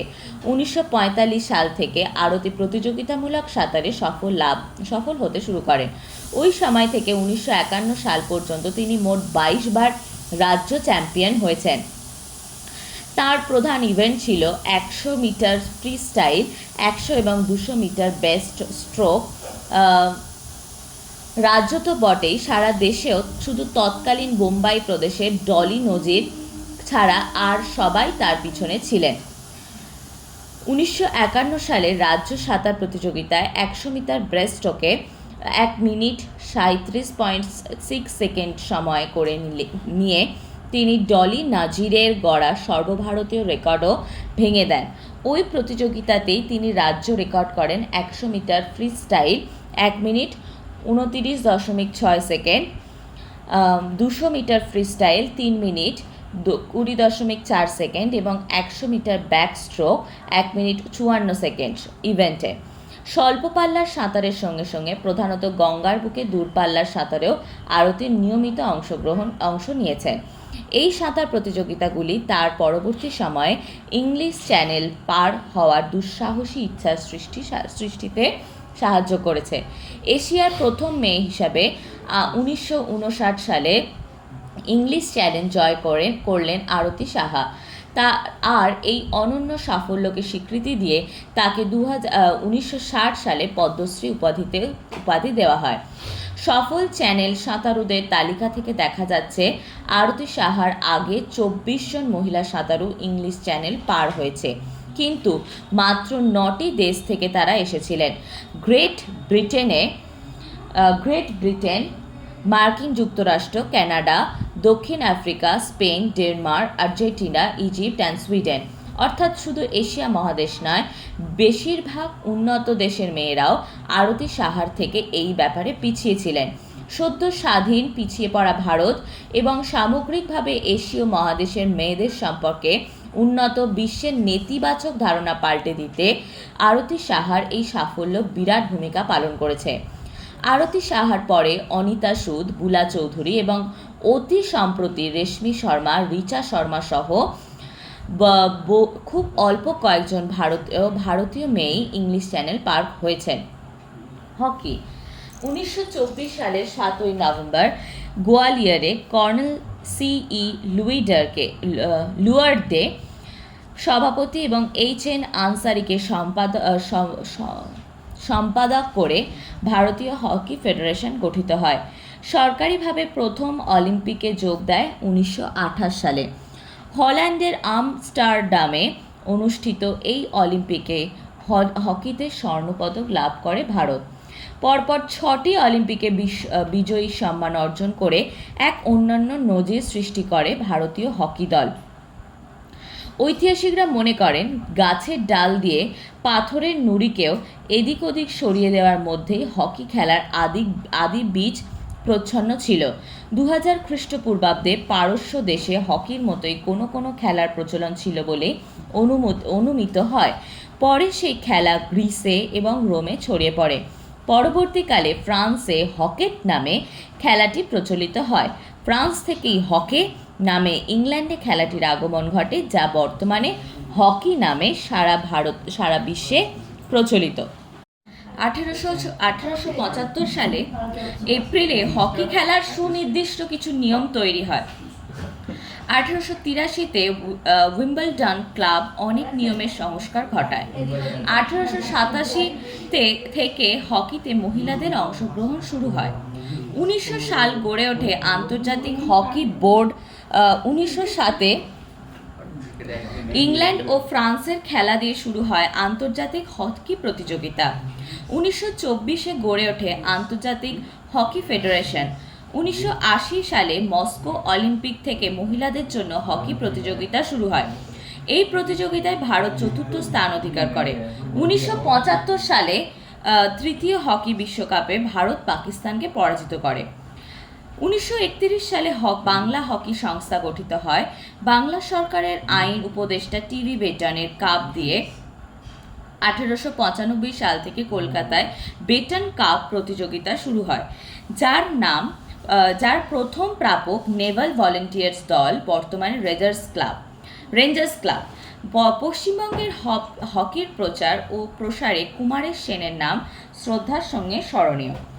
রেঞ্জার্স ক্লাবই কলকাতার ব্রিটিশ আমলের অত্যন্ত জনপ্রিয় খেলা হকি চালু করে। প্রধানত ভারতীয় সেনাদলের মধ্যে এই খেলার প্রচলন করে ব্রিটিশ অফিসারেরা। 1895 সালে rangers club button cup hockey প্রতিযোগিতায় জয়লাভ করে এবং টানা 9 বছর এই সম্মান বজায় রাখে। ভারতের অন্যতম বিখ্যাত হকি খেলোয়াড় ধ্যানচাঁদ কলকাতার ময়দানে হকি খেলার কথা বারবার স্মরণ করেছেন তার আত্মজীবনীমূলক গ্রন্থ গোলে। বাংলার হকি খেলোয়াড়দের মধ্যে কেশব দত্ত, লেসলি ক্লডিয়াস, ভেজ পেস অন্যতম। অলিম্পিক সোনাজয়ী ভারতীয় দলের অন্যতম সদস্য ছিলেন লেসলি ক্লডিয়াস।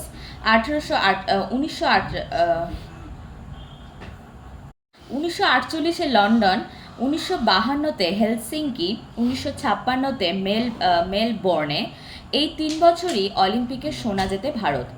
3 বারই ভারতীয় দলের খেলেছেন তিনি। ক্রীড়াক্ষেত্রে তার অবদানের জন্য ভারত সরকার তাকে 1971 সালে পদ্মশ্রী ভূষিত করেন।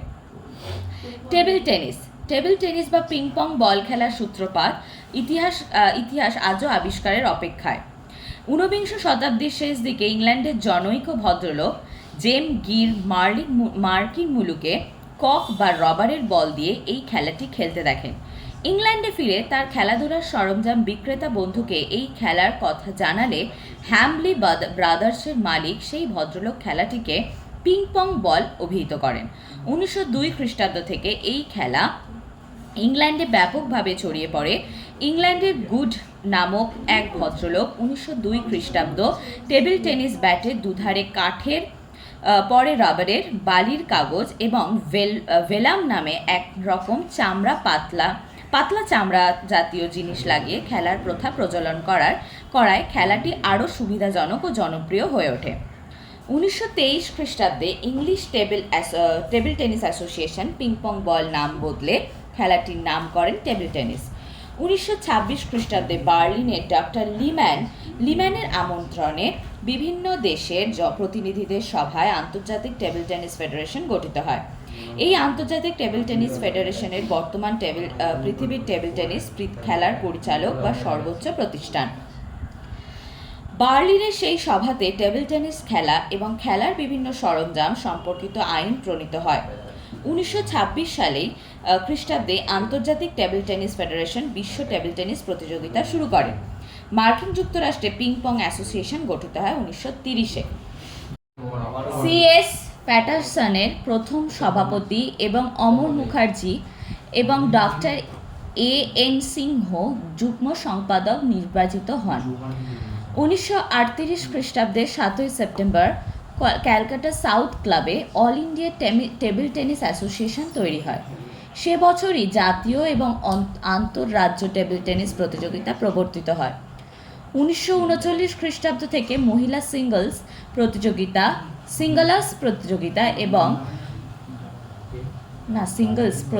এবং 1946 থেকে মহিলাদের দলগত প্রতিযোগিতা এই জাতীয় ও আন্তঃরাজ্য প্রতিযোগিতার অন্তর্ভুক্ত হয়।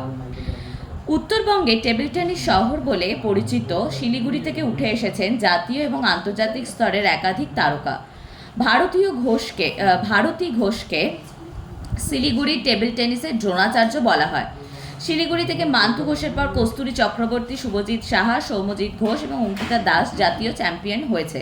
1996, 98, 99 সালে জুনিয়র ন্যাশনাল চ্যাম্পিয়নশিপে শিরোপা জিতে নিজেকে চেনান পশ্চিমবঙ্গের পৌলমী ঘটক। ভারতের একমাত্র মহিলা টেবিল টেনিস খেলোয়াড় হিসেবে অঙ্কিতা দাস আন্তর্জাতিক ক্ষেত্রে দেশের প্রতিনিধিত্ব করেন। আরও কয়েকজন বাঙালি টেবিল টেনিস খেলোয়াড়ের মধ্যে রয়েছেন অনির্বাণ নন্দী, অনিন্দিতা চক্রবর্তী, মৌমা দাস, সৌম্যদীপ রায় প্রমুখ। লন টেনিস ক্রীড়া ঐতিহাসিকেরা মনে করেন ফ্রান্সের টেনিস খেলার সৃষ্টি হয়েছিল বহু শত বছর আগে। ইংল্যান্ডের কয়েকজন লোক ফ্রান্সে বেড়াতে গিয়ে খেলাটি দেখতে পান। ফ্রান্সে লা পাম নামক এই খেলায় তারা দর্শক ও সমর্থকদের টিন ইজ বলে চিৎকার করতে দেখেন, বাংলায় যার অর্থ ভালো করে খেলো বা খেলা চালিয়ে যাও। ইংল্যান্ডে ফিরে সেই টিন ইজ নামেই তারা খেলাটি শুরু করে। বর্তমানে টেনিস শব্দটি টিন ইজ শব্দ থেকেই এসেছে। ফ্রান্সের লা পাম খেলা বাইরের খোলা মাঠে এবং ঘরের ভিতরেও খেলা হতো। 1230 খ্রিস্টাব্দে ঘরের ভিতরে লা পাম খেলা ফ্রান্সের ধর্মযাজক বা পাদ্রীরা শুরু করেন। 1425 খ্রিস্টাব্দে নবম লুইস ধর্মযাজক বা পাদ্রীদের খেলাধুলায় উৎসাহ দান করার উদ্দেশ্যে এই খেলা বন্ধ করে দেন। 1358 থেকে 1360 খ্রিস্টাব্দের মধ্যে এই খেলা ইংল্যান্ডে প্রথম প্রচলিত হয়। প্রথম দিকে খেলাটি অনুষ্ঠিত হলেও তৃতীয় এডওয়ার্ডের আমলে তারই উৎসাহে রাজপ্রাসাদের খোলা কোর্ট তৈরি হয়। এইভাবে ক্রমশ ইংল্যান্ডের জনসাধারণের মধ্যে টেনিস ছড়িয়ে পড়ে। বর্তমান টেনিস খেলার আবিষ্কর্তা উইংফিল্ড নামক এক ইংরেজ। তিনি যখন খেলাটি আবিষ্কার করেন তখন খেলাটির নাম লন টেনিস ছিল না। অল ইন্ডিয়া ক্রিকেট ক্লাব খেলাটির নাম লন টেনিস দিয়ে উইম্বলডনে খেলাটি প্রচলন করেন। 1874 খ্রিস্টাব্দে মার্কিন যুক্তরাষ্ট্রে এই খেলাটি প্রচলিত হওয়ার কথা জানা যায়। 1886 খ্রিস্টাব্দে ইংল্যান্ডের লন টেনিস অ্যাসোসিয়েশন তৈরি হয়। আন্তর্জাতিক লন টেনিস ফেডারেশন গড়ে ওঠে 1912 খ্রিস্টাব্দে। 1900 খ্রিস্টাব্দ থেকে আন্তর্জাতিক টেনিস প্রতিযোগিতা ডেভিস ক্লাব ও ক্লাবের খেলা শুরু হয় বোস্টনের নিকটবর্তী লং উডে। 1884 খ্রিস্টাব্দ থেকে মহিলাদের টেনিস প্রতিযোগিতায় যোগদান শুরু হয়। 1920 খ্রিস্টাব্দে 21শে মার্চ লাহোরের একটি সভায় ভারতীয় লন টেনিস অ্যাসোসিয়েশন গড়ে ওঠে। এই অ্যাসোসিয়েশন সৃষ্টির উদ্দেশ্যগুলি ছিল ভারতীয় টেনিস খেলার মান উন্নয়ন ও ভারতে টেনিস খেলার প্রচার করা, জাতীয় এবং আন্তঃপ্রাদেশিক প্রতিযোগিতার ব্যবস্থা করা, ভারতে কোনো আন্তর্জাতিক প্রতিযোগিতা হলে বা কোনো আন্তর্জাতিক প্রতিযোগিতায় ভারত যোগদান করলে তার ব্যবস্থা করা, প্রতি বছর ভারতীয় খেলোয়াড়দের কর্ম পর্যায় ঠিক করা, ভারতীয় লন টেনিস অ্যাসোসিয়েশনের অর্থ সংগ্রহ করা, পেশাদারী খেলোয়াড়দের আলাদা প্রতিযোগিতার ব্যবস্থা করা, টেনিস খেলার আইন প্রয়োজন হলে সংশোধন করা, আন্তর্জাতিক লন টেনিস ফেডারেশনের নিয়মাবলী মাঝে মাঝে প্রকাশ করে প্রচার করা। এই সভায় কর্নেল বিওরো, FRL ক্রাফোর্ড, জেকব, মিঙ্ক, স্লিম, জগৎমোহনলাল প্রমুখ উপস্থিত ছিলেন। অ্যাসোসিয়েশনের প্রাথমিক জটিলতা কাটিয়ে কানওয়াল, দীপ সিংহ, DN ভাল্লা এবং ব্রুক এডওয়ার্ডস একে ভারতের টেনিস খেলার সর্বোচ্চ প্রতিষ্ঠান রূপে প্রতিষ্ঠা করতে সমর্থ হন। 1933 খ্রিস্টাব্দে বেঙ্গল অ্যাসোসিয়েশন গড়ে ওঠে। অল্প সময়ের মধ্যে 19টি ক্লাব এই অ্যাসোসিয়েশনের সভ্য হয়। 1945 খ্রিস্টাব্দের মধ্যে 61টি ক্লাব এই রাজ্য টেনিস অ্যাসোসিয়েশনের অন্তর্ভুক্ত হয়। 1923 খ্রিস্টাব্দ থেকে ক্যালকাটা চ্যাম্পিয়নশিপ নামে প্রথম প্রতিযোগিতা এখানে শুরু হয়। টেনিস খেলার বিভিন্ন প্রতিযোগিতার মধ্যে all India lawn tennis championship, Davis club, Whitman cup প্রভৃতি উল্লেখযোগ্য। 1900 খ্রিস্টাব্দ থেকে শুরু হয় ডেভিস কাপের খেলা, আর হুইটম্যান কাপ প্রতিযোগিতা শুরু হয় 1923 খ্রিস্টাব্দে। মহেশ ভূপতি, লিয়েন্ডার পেস, বিষ্ণুবর্ধন, রোহান বোপান্না প্রমুখ ভারতে টেনিস খেলার জনপ্রিয় করেন। বাংলা বিখ্যাত টেনিস খেলোয়াড়দের মধ্যে রয়েছেন জয়দীপ মুখোপাধ্যায়, লিয়েন্ডার পেস প্রমুখ। লিয়েন্ডার 14টি গ্র্যান্ড স্লাম দখল করেন। এছাড়া পেয়েছেন অলিম্পিক পদক, সঙ্গে 53টি ATP খেতাব।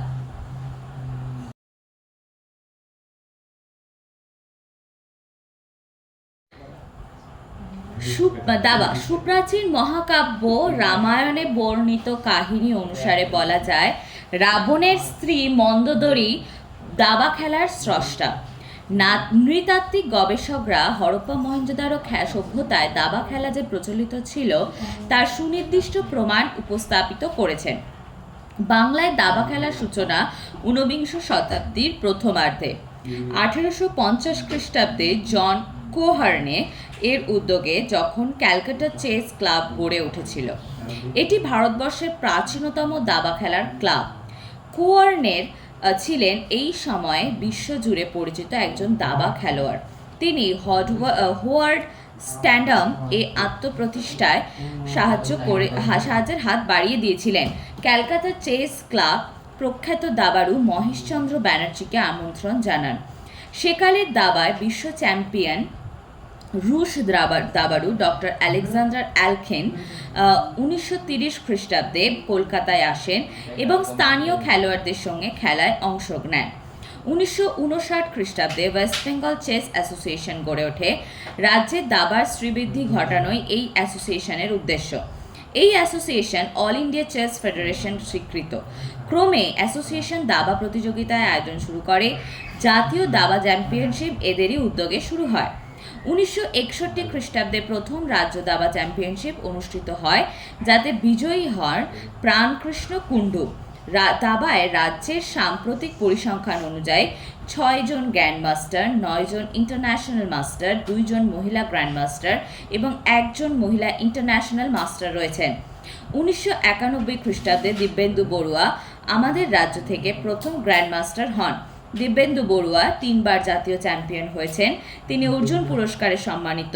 প্রায় 19 বছর বয়সে গ্র্যান্ডমাস্টার হয়ে আলোড়ন সৃষ্টি করেছেন সূর্যশেখর গাঙ্গুলি। 2003 থেকে 2008 সাল পর্যন্ত টানা 6 বার জাতীয় চ্যাম্পিয়নশিপ জিতে জাতীয় রেকর্ড গড়েছেন। 1909 সালে তিনি এশিয়ান চ্যাম্পিয়নশিপে বিজয়ী হন। 2005 সালে অর্জুন পুরস্কারে ভূষিত হন। বিশ্বনাথন আনন্দের সহযোগী হিসাবে ওয়ার্ল্ড চ্যাম্পিয়নশিপ প্রতিযোগিতায় সূর্যশেখর কাজ করেছেন।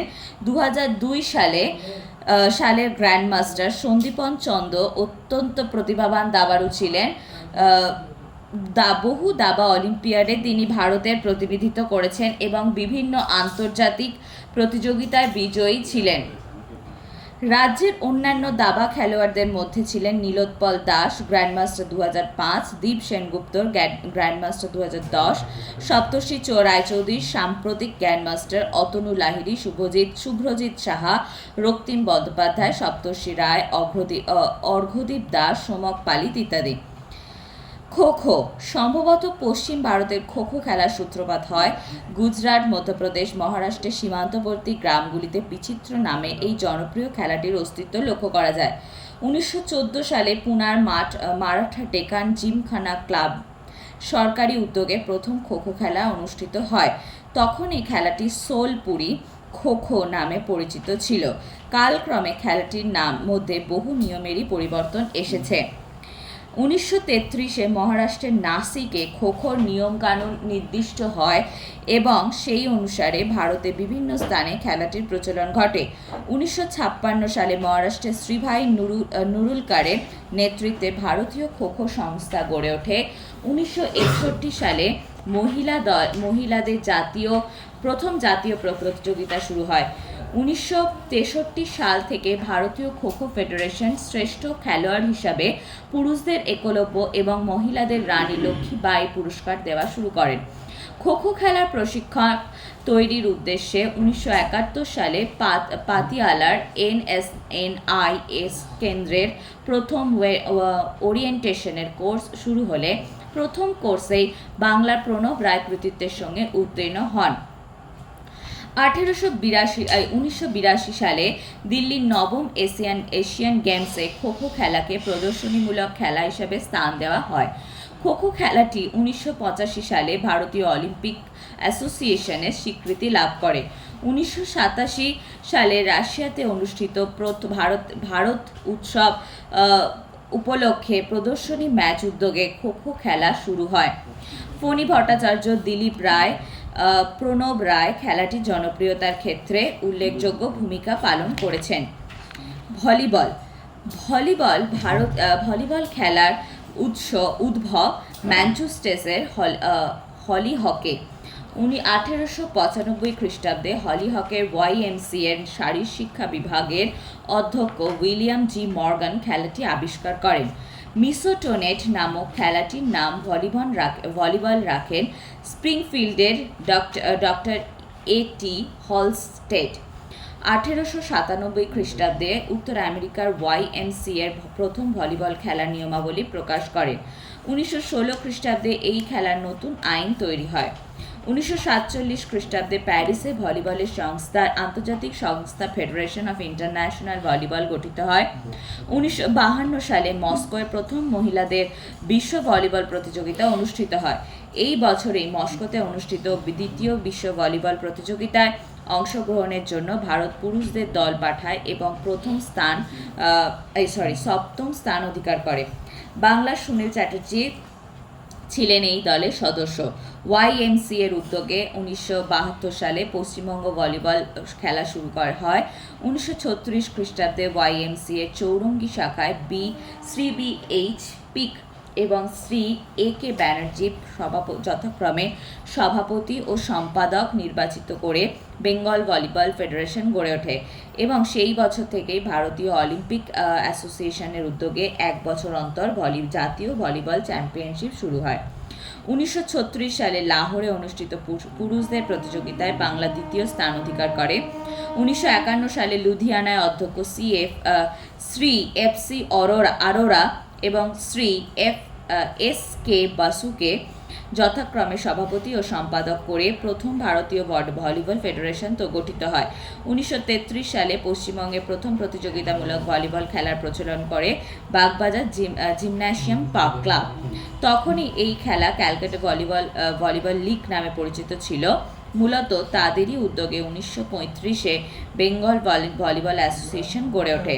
পশ্চিমবঙ্গে ভলিবল প্রসারে শিবপ্রসাদ ঘোষাল ও ফণী ভট্টাচার্য, দিলীপ ভট্টাচার্য, হরিপদ ঘোষ, প্রভাত মৌলিকের নাম সর্বজন বিদিত। ব্যাডমিন্টন 1897 খ্রিস্টাব্দে ভারতীয় ব্যাডমিন্টন অ্যাসোসিয়েশনের প্রথম সভাপতি শরৎ কুমার মিত্র কলকাতায় তার 86 নম্বর গ্রে স্ট্রিটের বাড়িতে ইংল্যান্ড থেকে ব্যাট ও কর্ক আনিয়ে ব্যাডমিন্টন খেলা শুরু করেন। 1904 খ্রিস্টাব্দে তার বাড়িতেই ক্যালকাটা ব্যাডমিন্টন ক্লাবের প্রতিষ্ঠা হয়। এটি ভারতের সবচেয়ে পুরনো এবং প্রথম ব্যাডমিন্টন ক্লাব। 1909 খ্রিস্টাব্দে ক্যালকাটা ব্যাডমিন্টন ক্লাবই কলকাতা ব্যাডমিন্টন টুর্নামেন্ট নাম দিয়ে প্রথম প্রতিযোগিতা শুরু করেন। 1912 খ্রিস্টাব্দে ছোটদের সিঙ্গলস এবং 1913 খ্রিস্টাব্দে ছোটদের ডাবলস প্রতিযোগিতাও শুরু হয়। 1909 খ্রিস্টাব্দের প্রতিযোগিতা শুধুমাত্র ক্লাবের সভ্যদের মধ্যে অনুষ্ঠিত হয় এবং 1910 খ্রিস্টাব্দ থেকে এই প্রতিযোগিতায় সাধারণ মানুষ যোগ দেওয়ার অধিকার লাভ করে। 1915-16 খ্রিস্টাব্দের মধ্যে কলকাতা এবং তার আশেপাশে প্রায় 100 ব্যাডমিন্টন ক্লাবের প্রতিষ্ঠা হয়। 1934 খ্রিস্টাব্দে বাংলায় বিভিন্ন ক্লাবগুলি নিয়ে অল ইন্ডিয়া ব্যাডমিন্টন অ্যাসোসিয়েশন তৈরি হয়। 1935-এ অল ইন্ডিয়া ব্যাডমিন্টন অ্যাসোসিয়েশন আন্তর্জাতিক ব্যাডমিন্টন ফেডারেশনে অন্তর্ভুক্ত হয়। ব্যাডমিন্টন অ্যাসোসিয়েশন গঠনের ক্ষেত্রে সুকুমার মিত্র, এন দে, বি.সি. মল্লিক, এফ সেন এবং এন.সি. তালুকদারের সক্রিয় উদ্যোগ লক্ষ্য করা যায়। পুরনো কলকাতার ব্যাডমিন্টন ক্লাবগুলির মধ্যে Ahiritola sporting club, Calcutta north club, Entally United club এবং অলিম্পিক ব্যাডমিন্টন ক্লাব অন্যতম। 1948-49 সালে ব্যাডমিন্টনের অন্যতম শ্রেষ্ঠ টমাস কাপ প্রতিযোগিতা শুরু হলে প্রথম বছরেই ভারতীয় দল এই প্রতিযোগিতায় অংশগ্রহণ করে। মনোজ গুহ সহ গদানন হেমাডি 1951-52 খ্রিস্টাব্দে অনুষ্ঠিত টমাস কাপে ভারতীয় দলের সদস্য ছিলেন। দীপু ঘোষ ও মধুমিতা গোস্বামী পশ্চিমবঙ্গের ব্যাডমিন্টনের দুনিয়ায় সাড়া জাগানো নাম। এছাড়াও বহু প্রতিভাধর খেলোয়াড়ের অংশগ্রহণে ব্যাডমিন্টন তার ঐতিহ্যের গৌরবকে আজও অমলিন করে রেখেছে।